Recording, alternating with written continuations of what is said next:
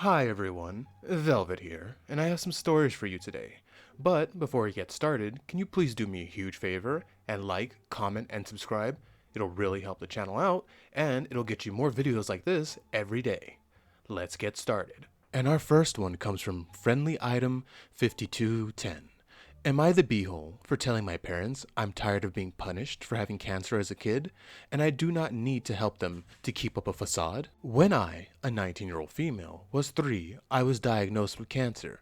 Of course, I don't remember this time or any of the first couple of years of treatment, and my memory of medical stuff even after is a little fuzzy. However, I am aware that the fact that my parents devoted a lot of time, money, and attention to me when I was newly diagnosed and when the treatment started, for the first 3 or so years actually. It made my siblings very jealous, and it sounds like my parents emotionally abandoned them and made them feel selfish for having wants and needs while I was sick. I don't remember any of it, but I have been told enough about these times that jealousy turned to resentment, and it fractured the relationship between us. They didn't see why being sick meant they had to lose their parents, and I totally get that. At some point, my parents also started to resent me for taking up so much time. The switch being flipped with my parents seemed to line up to a time where I was really sick from all the treatments and being dragged around the country to our local hospital and children's hospital. My mom mentioned a few years ago that I was ungrateful for all they had done and had told them I didn't want the medicine anymore. This is not a memory I have, but I do remember feeling tired as a really young kid. By the time I got better, I was tiny. I had trouble with food and I had not lived a very normal kid life. My life had been medical procedures and chemo and other medications, but the cancer went and it hasn't come back so far. My parents were very temperamental with me. They would get angry/frustrated if I needed help with homework or had a problem at school. I couldn't say anything about needing their help without it being very clear that they were mad. My siblings remained very distant. My parents would try making it up to them sometimes, and other times they got similar treatment to me. Just maybe a little less harsh than my parents were to me, though they may have been more harsh with them while I was sick. It was toxic. And every time I tried to reach out to my siblings and say how sorry I was for what happened, they made their stance clear. I knew they didn't want me in their lives. They all moved out over a number of years and I don't have any contact with them now. I tried again after I moved out and was ignored. I went no contact with my parents over a year ago and moved out. It's been great, but they reached out to me on social media a few weeks ago and told me Dad's 60 soon and I need to be there.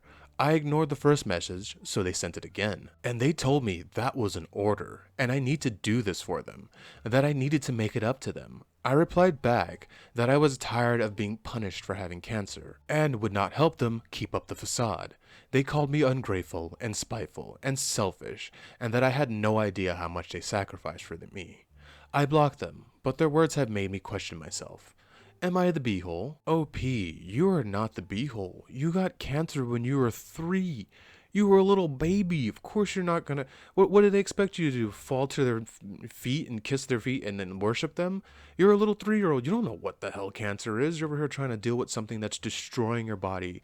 And these adults, these grown adults, over here mistreating their child who's fighting for their life right now. They seem to have failed to raise your siblings properly because...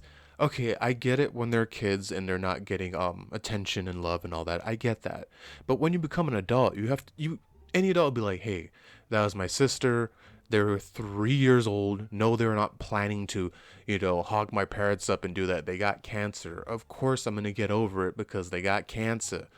Now, I can kind of relate to this a little bit because my grandmother, we lost her to cancer, and I had to spend my birthday in a hospital, hoping my grandma doesn't leave. She didn't on my birthday, thank God. That would suck every birthday. But yeah, and I didn't harbor any ill will to her. And then again, I was much older. But like I said, when they grow up, they should have realized you were 3, a little baby. A little baby can't do nothing. Ugh, your siblings are idiots, your parents are idiots, and I like that nonsense where, oh, it's an order, you need to make it up to us.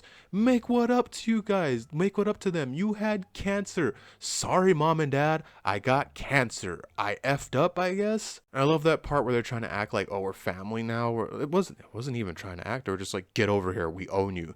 OP, do not go and see them. They made it clear that none of them want anything to do with you. You need to keep doing what you're doing. Block them on everything, because it sucks that social media makes it so people like this can get back into your life and start making you question yourself. Do not question yourself. You keep cutting these people out, your siblings, your family, because they made it very clear they do not want you, and you go about living your life. And this is an order? You're grown. These people seem like pricks, man. Our next one comes from Beneficial Survey 804. Am I the beehole for refusing to do a portrait for my boyfriend, leaving him without a wedding gift? I do digital portraits, mostly as a hobby, but I've gotten a few commissions here and there. A while ago, my boyfriend and I were hanging out with mutual friends, and my boyfriend suggested in front of everyone that I do a portrait as a gift for someone's upcoming birthday. While it was a little annoying to be volunteered by him, I did think it was a good gift idea and went ahead and did it. The next time a birthday in the group came up, my boyfriend made the same suggestion, and as a result, the birthday portrait has kind of become my thing. My boyfriend will get something small as his gift since he views the portrait as being from us. As an artist, yeah, that would piss me off too. Don't worry, I'm going to talk about this one. This story really hits home with me. I'll get to it when we get to the end. The part where I may be the beehole here is that I haven't told him explicitly to stop volunteering me for these portraits. It is my fault for going along with these birthday gift things for our friends without saying anything, but I kind of assumed that he would at least keep these requests within the realm of common sense. Well, his college buddy is getting married, and my boyfriend told him that I would make a portrait of him and his bride as a wedding gift. I have never even met this person. To make matters worse, he apparently made this promise weeks ago, but only told me about it today, and the wedding is this Saturday. I finally lost it at him and told him that I'm not his personal portrait sweatshop and that he only does this because he's a cheapskate and it gets him out of spending any money on a gift, even though it cost me a lot of time. He argued back that bespoke portrait is so much better than buying something off the resume, and that it's a generous thing for me to do, and it helps build my portfolio. Oh my god, I'll slap him. And that I don't get very many paid commissions anyways. For the record, I don't get many paid commissions because I don't charge peanuts for them. I have a full-time job, so I price according to what would be worth giving up the amount of free time that it takes me. He told me that I put him in a really difficult position. No, he put himself in that position. That he hyped up the portrait, and they're both basically really looking forward to it. He said, just please do this one, and he won't ask again. I said no. I don't even know these people. This is not my problem. He looked up a couple portrait artists online, but none of them are willing to do the piece on such a short turnaround. He needed plus at the quality he wanted, plus at the price he was willing to pay. He even tried using an AI image generator, that's funny, which was a complete slap in the face to me as an artist, but all of the outputs were very obviously AI. He's begging me to please just do this one, and he'll make it up to me on my birthday. But especially after he apparently thought my work was so worthless that it could be effortlessly reproduced by a machine. I'm just not really in the mood. Okay, this is gonna be a fun one for me, because I too am an artiste. This little character that I'm using as my channel's mascot, and to represent me, I made him myself. And oh yeah, the character is a dude. I just don't like drawing muscle dudes. I like drawing hot chicks, so I made my dude look like a hot chick. But it's a dude. Now, first things first before I go off, OP, you are not the beehole. I completely understand the disrespect people have for art. That thing takes so much time. For me, I love sketching. I love painting. I hate inking. Every time I ink, it drains my soul. So I understand it takes a lot of time. And yeah, that's why people charge a lot for commissions, because you're giving up a lot of your time and a lot of your life for commissions.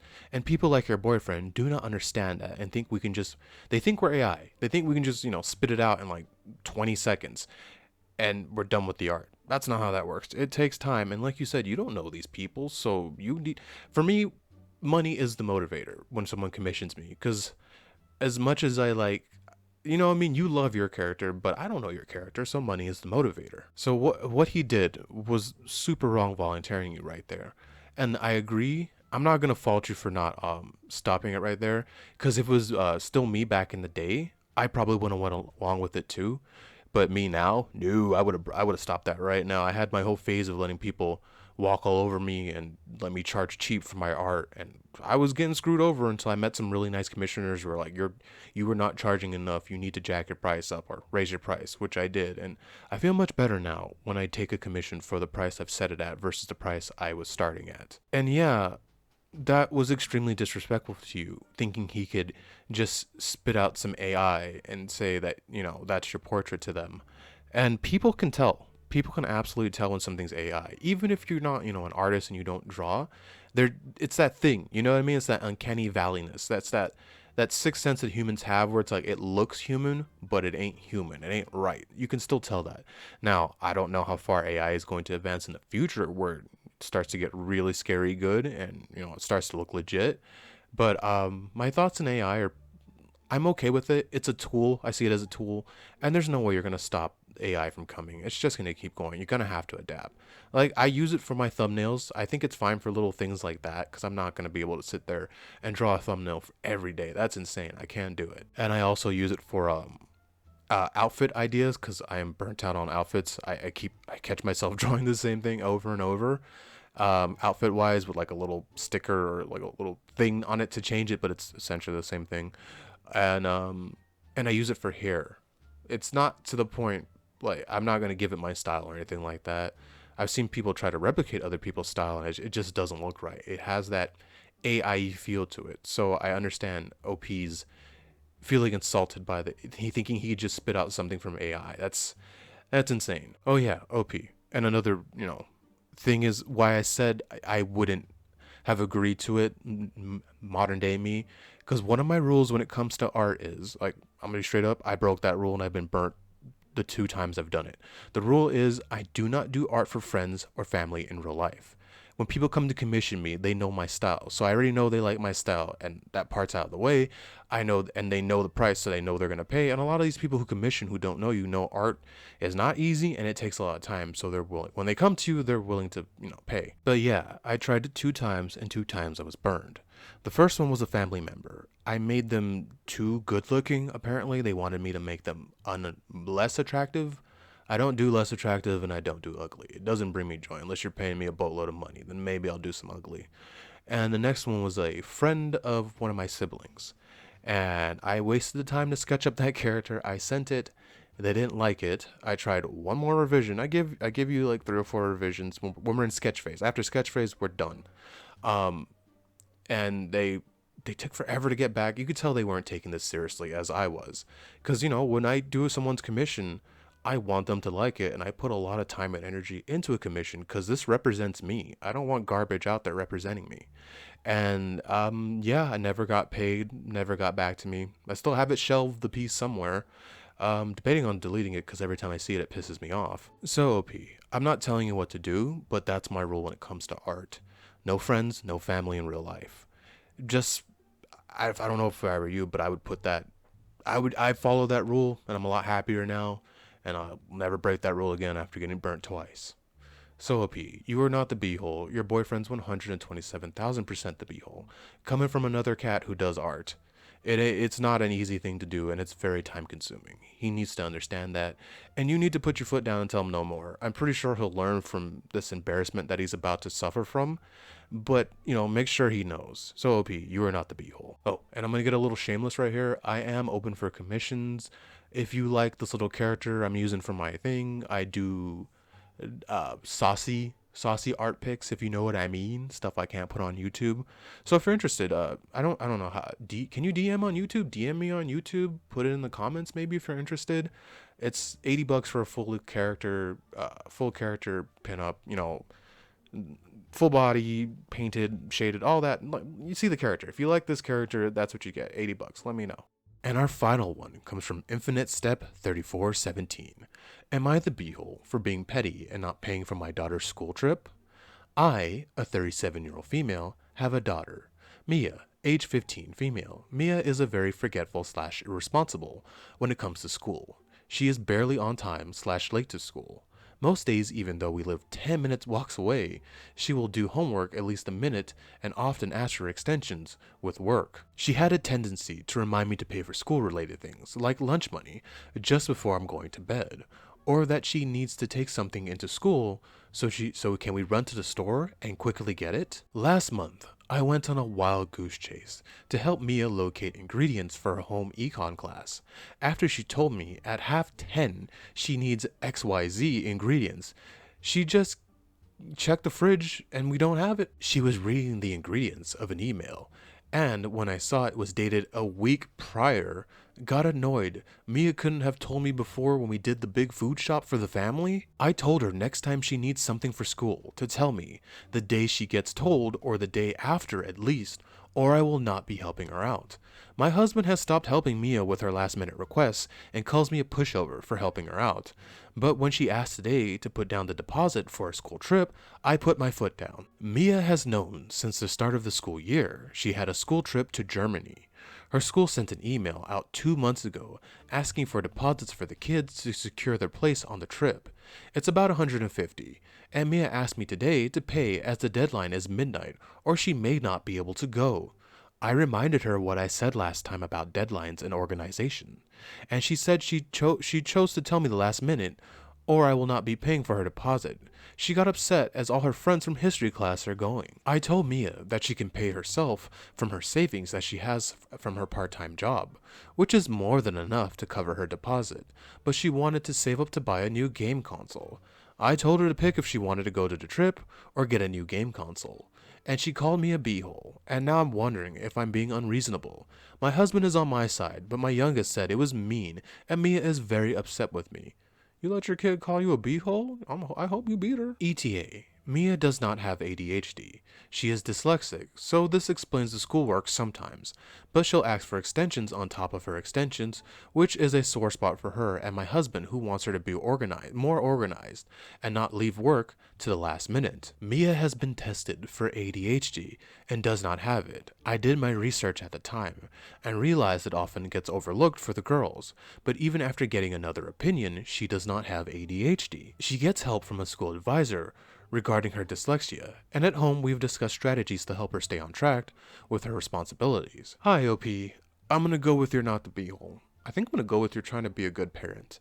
This is a lesson that we all have to learn. We have to learn to be on time, and it's a skill you need to acquire to make school so much easier. I used to be like your daughter, where I would do it at the last minute, and eventually I got really sick of that and started doing it, as soon as I got it. And let me tell you, it's nice when you have your project done like a week in advance and you can just chill and watch everyone squirm and run around trying to get their stuff done. Oh, it's nice. So no, you are not being the beehole. You're being a good parent, and you're teaching your daughter a skill that she needs to learn to be on time and to be organized in life, because it makes it so much easier. So OP, I'm going to say stick to your guns, and she needs to learn this lesson. It's going to suck, but she's not going to forget it.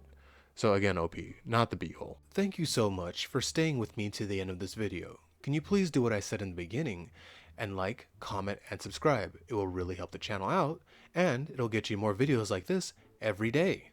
Velvet out.